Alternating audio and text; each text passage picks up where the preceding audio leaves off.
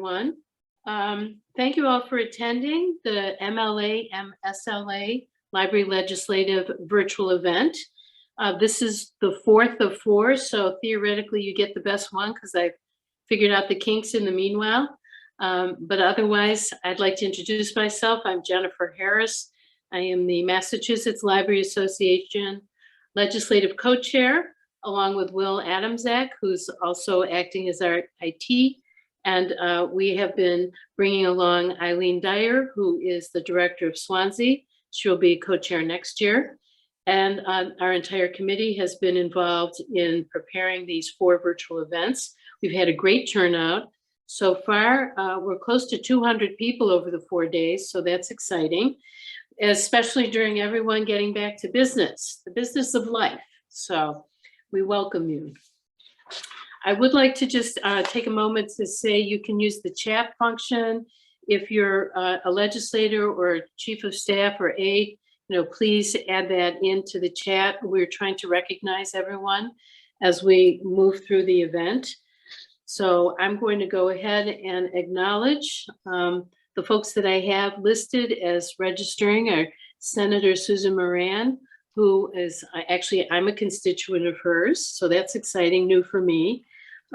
We have Chief of Staff Doreen Bargo for Senator John Keenan, Chief of Staff Greg Denton for Senator Patrick O'Connor, Chief of Staff Sophia Flionis for Representative Hannah Kane. Representative Patricia Haddad is our host. We have Chief of Staff Christopher Jean with Representative Kathy Linatra's office.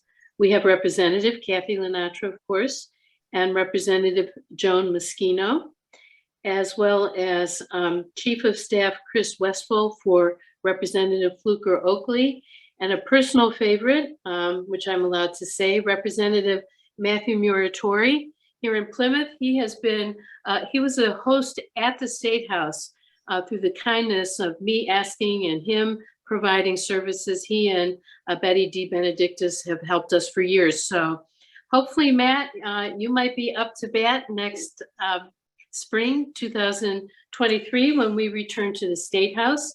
I want to assure everyone that we have made every effort and plan to return to the State House next year, as well as continuing at least one or two virtual events, because we've been able to reach people across the Commonwealth who might not be able to make it into Boston. So we're very pleased with how we kept things moving along during COVID, and I'm very proud of our library community for that. So thank you for taking your time to listen to me. At this point, I would like to turn the program over to James Lonergan, who is the Director of the Massachusetts Board of Library Commission, who will give us our legislative event agenda. Thank you, James. Thank you, Jennifer. Good morning, everyone. Thank you for being here to support state funding for libraries. Thank you to everyone who organized this event, and thank you to our legislators for your continued support of the Commonwealth's libraries, including the budget lines of the MBLC and its affiliates and of the Massachusetts Public Library Construction Program. In the MBLC strategic plan, our mission statement stresses our role in leading the statewide system of libraries in order to provide every person in Massachusetts, no matter where they live, with equitable access to outstanding library services. It also stresses our role in advancing innovation and fostering resilience in libraries across the Commonwealth through funding, guidance, partnerships, and the coordination of statewide services. We do this working with our affiliates and partners, the Massachusetts Library System, the Boston Public Library in its role as the library for the Commonwealth, the Perkins and Worcester Talking Book Libraries, the Massachusetts Center for the Book, and the 9 automated networks. As you hopefully will see in a moment from the fiscal 23 legislative agenda budget request that will be displayed, we are focusing on our 2 state aid budget lines this year, and they're highlighted on the screen. State aid to regional libraries, $7,094.01, for which we are requesting an increase of $1 million, and state aid to public libraries, $7,095.01, for which we are requesting an increase of $3 million. Thank you to our legislators for increasing both state aid lines by $1 million each last year. State aid to public libraries is an annual voluntary program administered by the MBLC that distributes local aid to municipalities. Approximately 99% of the Commonwealth's libraries currently participate. It encourages municipal support and improvement of public library services, bolsters reciprocal resource sharing among libraries, compensates for differences in municipal funding capacities, and offsets costs to libraries to circulate materials to patrons from other certified municipalities. State aid to public libraries funds may be used in any way that supports the library. And these funds have been essential to helping communities during the COVID-19 crisis. During these challenging times, librarians and library staff have been helping their patrons to find jobs, apply for unemployment and other needed benefits, and to start and grow small businesses. Many libraries have also been providing wireless access outside their buildings, and they are a key and sometimes the only source of free community access to the internet. Recent examples of how libraries use their state aid include updating technology, paying network membership fees, and expanding digital collections, which has been particularly important during the COVID-19 pandemic. Libraries that are state aid certified also have access to reciprocal borrowing of over 59 million items from other libraries, to MBLC library construction grants, to Federal Library Services and Technology Act grants funded by the Institute of Museum and Library Services, and to the Small Libraries and Networks program, which provides libraries that serve communities with populations under 10,000 with funding to support their network memberships. State aid regional libraries, budget line 7,09401, supports the Massachusetts Library System, MLS, and the Library for the Commonwealth at the Boston Public Library. MLS provides delivery of approximately 14 to 15 million items on average to libraries across the state each year, and delivered 11.8 million items during fiscal 21 after having shut down the service for 4 months due to the pandemic. MLS also funds statewide databases in partnership with the MBLC. We're currently in the midst of a procurement process for products for the next 5 years, starting July 1st. In addition, MLS provides training, consulting, temporary staffing, and much more to help its more than 1,600 public, academic, school, and special library members. The Library for the Commonwealth at the Boston Public Library provides access for all Massachusetts residents to collections including ebooks, databases, downloadable audiobooks, and digital magazines, to reference and research assistance, education and skill building tools, and to cultural heritage materials held by Massachusetts libraries, museums, historical societies, and archives through the Digital Commonwealth. Funding for line 7,09401 is critically important, particularly for strengthening our statewide delivery program and making it sustainable for the future. As you can see on the screen, we've created a website for our legislative agenda. I will pop the link into our chat. This website includes fact sheets for our affiliates and partners that help legislators better understand the library ecosystem and the services provided by each organization. We are requesting 5% increases for most of our other lines. However, a larger increase for the Massachusetts Center for the Book, line 7,09508, which had been level funded from fiscal 2016 through fiscal 2020, and received increases for fiscal 21 and 22 that totaled 100,000. On the capital side, the MBLC is working with the Executive Office of Administration and Finance to increase our annual bond cap from 20 to 25 million in order to complete our waitlist projects in a more timely manner, and to help communities avoid higher construction costs, which increase every year that they wait to start their projects. If the annual cap is raised from 20 to 25 million for fiscal 23, we'll be able to reduce our construction wait list from 14 to 7 projects, rather than funding just 4 projects if the cap remains at 20 million. We'll seek funding to support our next construction grant round, for which over 40 communities have expressed strong interest in applying in the future. Thank you. Okay, thank you, James. I'm going to take things a little out of order here. I'd like to acknowledge a couple more folks who have joined us. Ben Kaplan and Maria Sereniotis work with Senator Susan Moran. They've joined us. Nina Mischiosia with Joan Moschino's office is with us. And a little shout out to Simmons class that Eric Poulin has brought. I think we have 15 newbies who are now getting to see how important the advocacy of libraries support for funding this, which is what today's event is about. I did want to take a moment to recognize the legislative breakfast efforts that went on throughout the Commonwealth. The whole point was to reach out to legislators through our local communities and let them know how their support of the library funding trickles down and supports their communities. So we were very lucky. Unfortunately, Omicron hit, but we went ahead and had at least 5, I believe, maybe 6 legislative events. 2 were out in the western part of the state, Berkshire as breakfast, as well as at Northampton Forbes Library.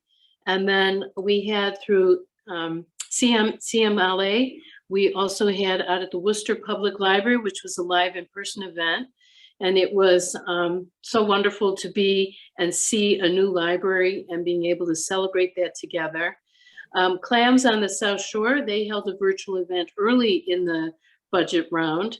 Then we just had MVLC, Littleton Public Library, hosted an in-person event. And then finally, I believe Sales was on March 24th, and they organized an incredible turnout of legislators, did a fantastic job. So while we're talking, we're not going to be talking stories in the same way. Today's the way we reach legislators to remind them how important it is to support our budget request. So thank you for that little blurb. And at this point, I would like to introduce Debbie Froggatt, who is the Massachusetts School Library Association. She is the Director of Outreach, and she will give us the MSLA Association briefing. Thank you.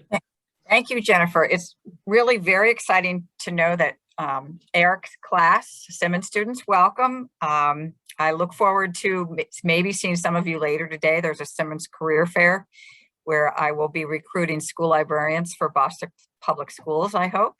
So thank you, Jennifer, and thank you everyone for this opportunity for attending today.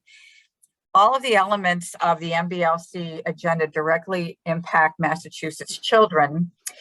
The agenda items bolster active citizenship in the Commonwealth. A significant element of a school librarian's teaching is to prepare our students to become lifelong learners who advantage the established library systems in the state.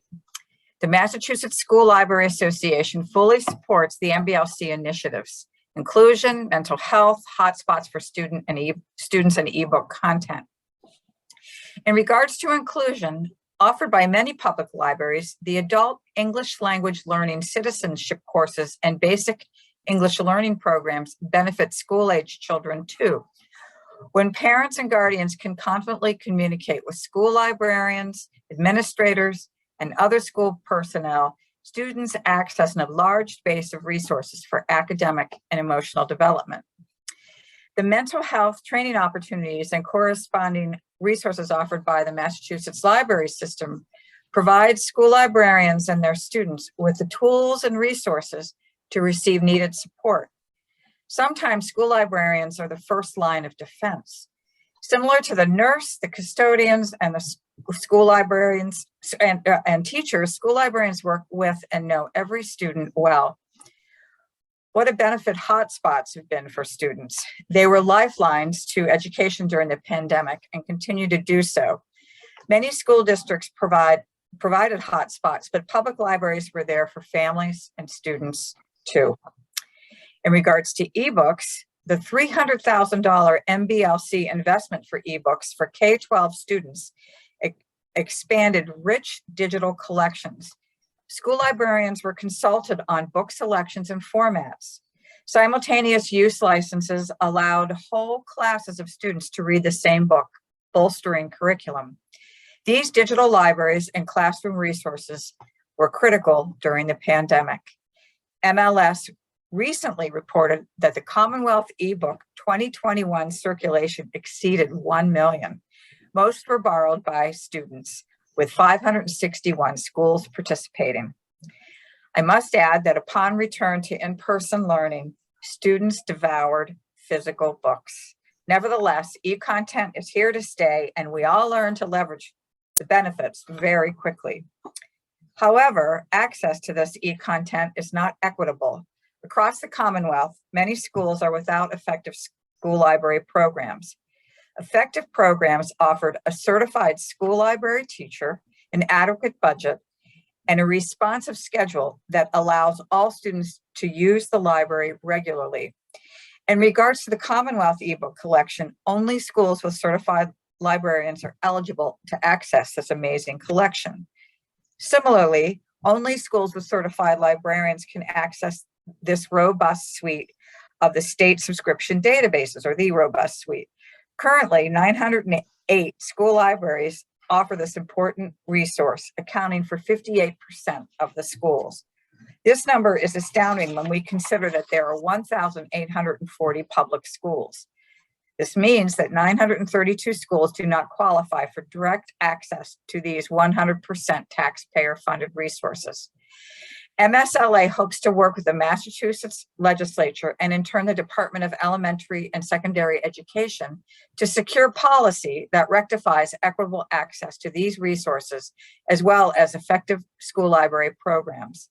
MSLA looks forward to sharing theoretical studies that demonstrate how magical curiosity, scholarship, and lifelong learning experiences that a certified library teacher brings to a school community impact the academic success of our children. Thank you.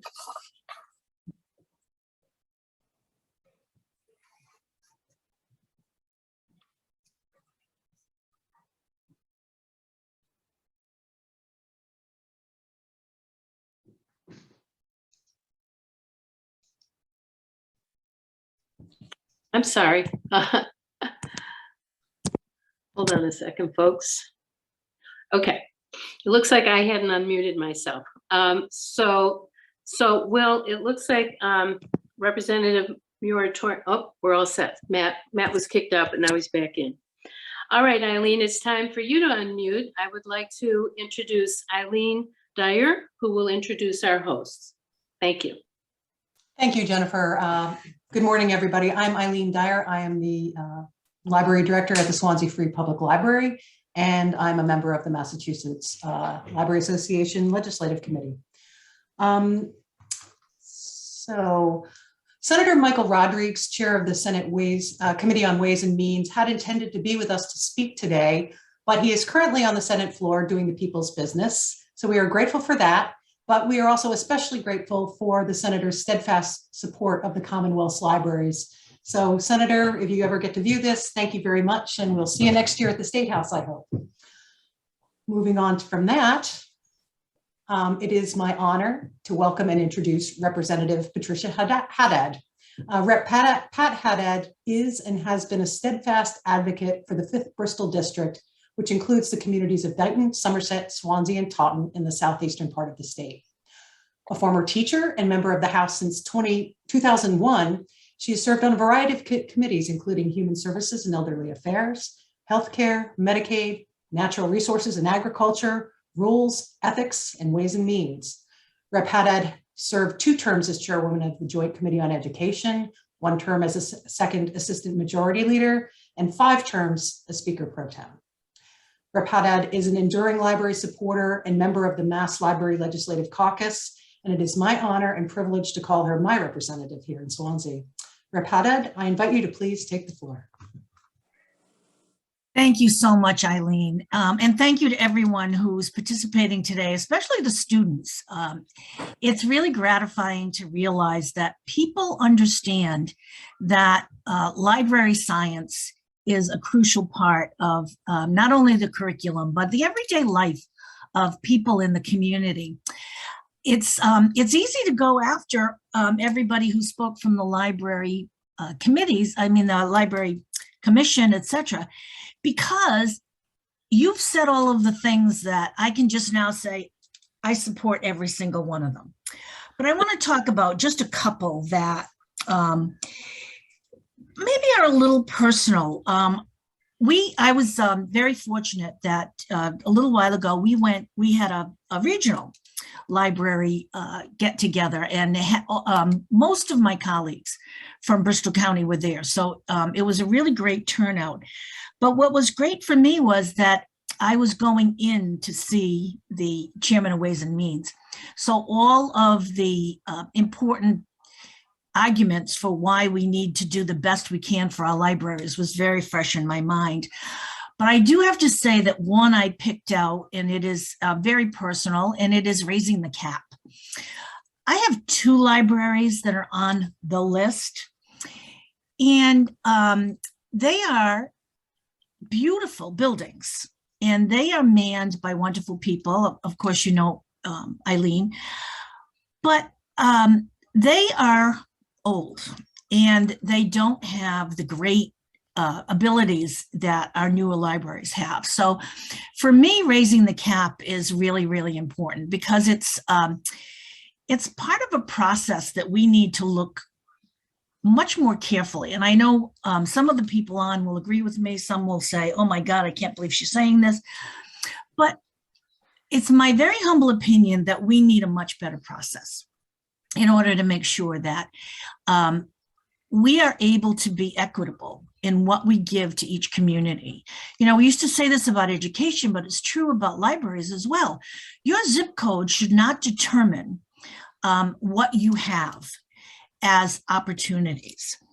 But I do want to say that regardless of the brick and mortar, the people inside the libraries do amazing things.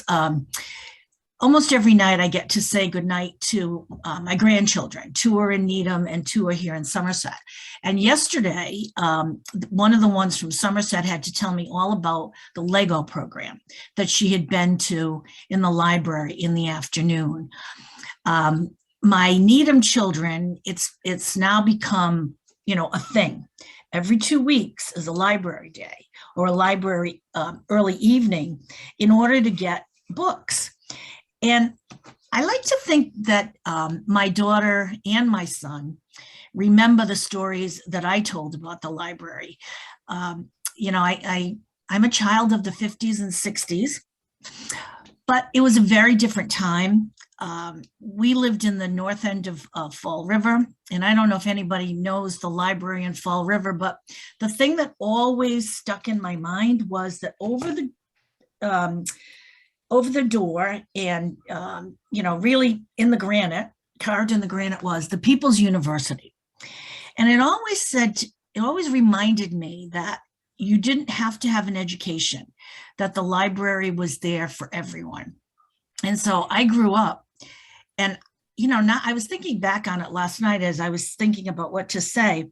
I could only have been 8 years old. And my job every other week was to walk downtown in Fall River. And along the way, I paid for, and imagine this, 8 years old, I had my envelope that I paid the phone bill, the electric bill, the gas bill. I dropped off my books that I was returning in the library, walked farther up the street, paid the last bill, and then came, and the reason I dropped them off is because, they were a little heavy when you're 8 years old. But the best part that I would come back, and there was a private door for the children's section of the Fall River Library. And I'd go in there and, had a great relationship with the librarian. And, she'd talk to me about what book I should several books I should get next. And telling my daughter this story, she said, "Oh, Ma, I have to do that. I have to take the kids so that they realize that everything's not on a screen, because we're all guilty of the ease of an ebook." I have a million library stories, by the way. We would go on vacation, and I'd load up a suitcase with books. And because I went to a Catholic school, it was every summer you had to read 10 books. So I just always thought that was the way the whole world operated, that you went on vacation and you read books. but the best was that when we would return, I would have that space for whatever little, tchotchkes that we bought. And then I'd ship back the books in my dirty clothes so that we, I wouldn't have the heavy bag, but there was plenty of room. So, I have a cousin who's a librarian. So my life, when I was very young, revolved around the library. Do I have time to tell one last story? Well, actually 2 stories. One is that throughout my college career, I worked in the library at Bridgewater and started out in the old library, and then was so fortunate to work in the brand new library when I was a senior. But we had in Somerset, and I keep referring to Somerset because it's where I moved to when I was about 10 years old. There were 3 libraries because there was no building. So one was the children's library, which was up a street and kind of far away. Then there was the general library that was in the north end of town, and there was the reference library. So when I was in high school, again, Catholic schoolgirl, I wasn't allowed to go too far because, my mother and father sent me to an all-girls school. They thought that would help, but obviously it didn't. And so I would go to I was allowed to go to the reference library. And we had this whole thing where, a whole bunch of us would go. And the trick was, how could we get the librarian to go into the stacks to get us something so we could kiss our boyfriend? So my entire, whether it was my childhood or my early romantic life, or now that I realize that reading is probably one of the most important things you can ever do for yourself and the children, the library, and why I am so committed. I only associate really nice things with my library, with my ability to take up books. As my eyes got more tired, you have the large print section, which would embarrass my kids to death when I was somewhere reading with my large print because I would get tired. But I can't even envision a time when I will not be fighting for you. And I think I can say that for so many of my colleagues. Our library caucus is very, very active. And we always promote among our members the fact that you have to go into the Ways and Means chair and tell him, because he needs to hear. Everybody talks about education, but you've got to get down to the minute. It's very important to have a certified library professional in every one of our schools. So you always have my support. I think I can speak for many of my colleagues. Keep up the good work, because my children, my grandchildren now will have those great memories and will be able to tell stories years from now about all of the good things that they did at the library, from Girl Scouts to Legos, to opportunities. We've had petting zoos. I mean, we've just had so many wonderful things in my area of the world. So I just want to thank you so much. Thank you, Eileen, for allowing me to be part of this. And thank you all for a profession that just doesn't get enough good publicity, but you're doing a great job regardless. So thank you all. Thank you so much, Representative Haddad. Makes me want to give you a call to get a list of the library caucus so I can reach out to them. May I do that? I also want to take a moment before I turn this over to Mary Ann, is to thank the OCLN directors who are attending and staff. We have a great turnout. That makes me very happy. That was my alma mater. So thank you all for attending today. And now we're going to wrap up with our call to action with Mary Ann Kluggish, the chair of the board of the Massachusetts Library Commission. Thank you, Jennifer. Legislators, before I begin, I also want to thank you for last year's funding and for your support. And Representative Haddad, I loved listening to you and your stories. You brought a little bit of sunshine to this dreary day. sometime I'd like to hear more of your story because I suspect there are many more. But now to the library community, and especially to those who are new to advocacy. About 5 years ago, my state rep, Alice Peisch, told me, if we don't hear from you, we have to figure that everything is okay. She told me that when every one of the lines in our legislative agenda was underwater. The network line was down 52%, state aid was down more than 10%, the MBLC administrative line hadn't been funded in about 17 years. So we can't ever let those kinds of cuts happen again. What's the message we send to our state reps and senators if we don't contact them? So if you care about an issue, you must make your voice heard. Talk to your state reps and senators, call them, email them, write letters, let them know what you're thinking. Ask each one of them to please tell Ways and Means that funding libraries is their priority. Each year, state reps can tell House Ways and Means what their priorities are. Therefore, you have to ask legislators to make funding libraries a priority. Over the years, I've come to the conclusion that just asking people to support libraries is like asking them if they approve of puppies, ice cream, or motherhood.